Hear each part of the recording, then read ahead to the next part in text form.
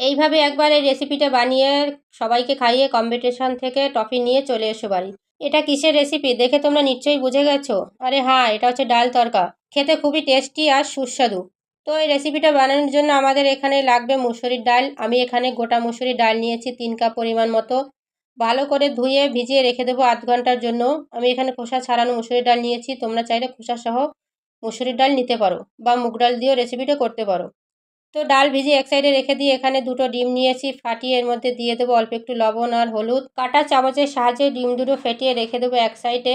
এখানে আমি একটা কড়াই নিয়েছি, কড়াইয়ের মধ্যে দিয়ে দিয়েছি কিছুটা রিফাইন তেল। তেলটা গরম হয়ে গেলে ডিমের যে গোলাটা রেখেছিলাম সেইটার মধ্যে দিয়ে একটা ভুজিয়া বানিয়ে নেব। ডিমের ভুজিয়াটা রেডি হয়ে গেলে আমি উঠিয়ে কড়ার মধ্যে দিয়ে দেবো কিছুটা সর্ষের তেল। ফোড়নে দিয়ে দেবো 4-5টা রসুন কুচিয়ে নিয়েছি। রসুনটা একটু ভেজে দিয়ে দেবো 2টো মিডিয়াম সাইজের পেঁয়াজ কুচি। হালকা একটু ভেজে দিয়ে দেবো কিছু মশলা, হলুদের গুঁড়া, জিরার গুঁড়া, লঙ্কার গুঁড়া। সবগুলো মশলা একটু ভালো করে কষিয়ে নিয়ে এর মধ্যে দিয়ে দেবো 2টো মিডিয়াম সাইজের টমেটো কুচি। টমেটোটা নরম করার জন্য অল্প একটু দিয়ে দেবো লবণ। তারপরে সবগুলো উপকরণ ভালো করে মিশিয়ে ঢাকনা চাপা দিয়ে রেখে দেবো 2 মিনিটের জন্য। 2 মিনিট ঢাকনা খুললে দেখো বন্ধুরা মশলা থেকে তেল ছেড়ে দিয়েছে, টমেটোটা একটু নরম হয়ে গেছে। এই পর্যায়ে দিয়ে দেবো 4টা চেরা কাঁচা লঙ্কা আর যে মুসুরির ডাল ভিজিয়ে রেখেছিলাম জল ঝরিয়ে এর মধ্যে দিয়ে পরিমাণ মতন দিয়ে দেবো লবণ। তারপরে সবগুলো উপকরণ একসাথে ভালো করে মিশিয়ে দিয়ে দেবো পরিমাণ মতন গরম জল। তোমরা কিন্তু অবশ্যই যখন তরকা রান্না করবে তখন কিন্তু গরম জল দেওয়ার চেষ্টা করবে, তাহলে ডাল তাড়াতাড়ি সিদ্ধ হয়ে যাবে। ঠান্ডা জল দিয়ে রান্না করলে ডাল শক্ত হয়ে যাবে আর তাড়াতাড়ি সিদ্ধ হবে না।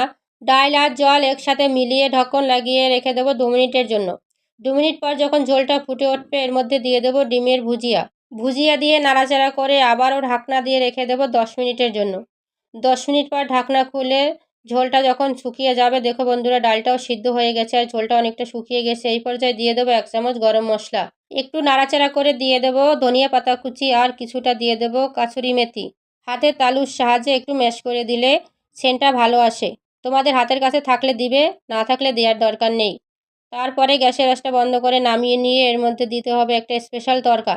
আমি একটা হাতায় কিছুটা সর্ষের তেল গরম করে দিয়ে দিয়েছি 1 চামচ লাল লঙ্কার গুঁড়ো। তরকার উপর ছড়িয়ে দিলে রেডি হয়ে গেল আমাদের ডাল তড়কা রেসিপি। এই রেসিপিটা তোমরা একবার বাড়িতে বানিয়ে দেখো, খেতে খুবই টেস্টি হয়।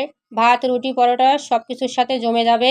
আর রেসিপিটা যদি ভালো লাগে অবশ্যই একটা লাইক, কমেন্ট, বন্ধুদের সাথে শেয়ার করবে। আবার দেখা হবে, টাটা।